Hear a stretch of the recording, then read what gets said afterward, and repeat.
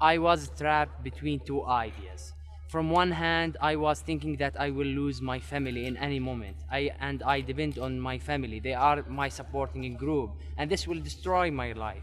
From the other hand, I was thinking that I will die myself, and my dreams will end just with an airstrike. My daily life. It was actually a horrible daily movie. Starts by bombing, ends by bombing, and passes through bombing, and no sleep. I was scared and worried when I hear the bombing near to my house. I thought in this moment my house will target soon. I tried to study and give more time to learn. Many children, elderly people, and pregnant women killed during this war. No worse time as the time that followed explosions. 4, 5, or 6 massive explosion sounds to see who is the next victim. I was a prisoner of my fear.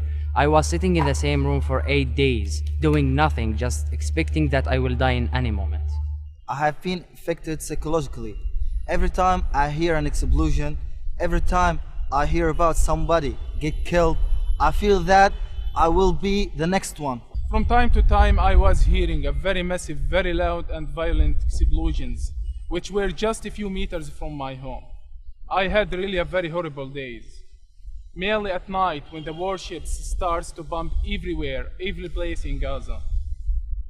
My day in the war was full of fear, prayer, and listening to news most of the time. I lost a very close friend to my family. His car was bombed by mistake. The hardest situation affected me during the war was when I saw the crime against 11 people from the same family when their house destroyed over them. Actually, I spend most of the time on my computer trying to give an image and information of the current of the current situation in Gaza and the destruction that have been in Gaza. The war affected me badly. I still afraid and worry when I hear any huge sound. The war destroyed me psychologically.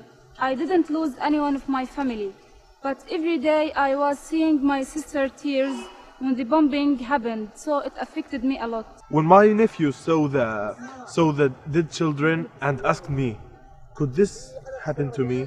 The psychological factor was the most influential because I felt very afraid for my family and my country, which I hope to live in peace. The thing that I will never forget in my life, when my little sister was moving randomly, so scared in the room after each massive explosion. All the night I was waking up with fears, waiting the sun to rise to feel more safe. The hardest time during the war is the moment of evacuation of my house because of the occupation forces threatened my neighbors for bombing their house. We ran away in the street. Actually, giving the children headphones and playing some children's songs was the best way to avoid them from hearing the sounds of bombing. I'm so frustrated when I hear that some people around the world seeing Gaza as a place of terrorism.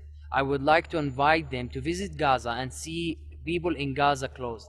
When they bombed neighbors' home next to us, I felt I was going to die moments later. All of my married sisters left their homes and lived together in the same house. All of the day we listen to the news. We have a fear for killing or deportation. Putting my fingers in my ears and just closing my eyes and waiting for this disaster to end. I feel depressed, I feel disappointed because the world doesn't know anything. We are humans just like them. The last massacre over Gaza, 16 persons of the same family was killed. The house, their house, it was three flats. It's now whole.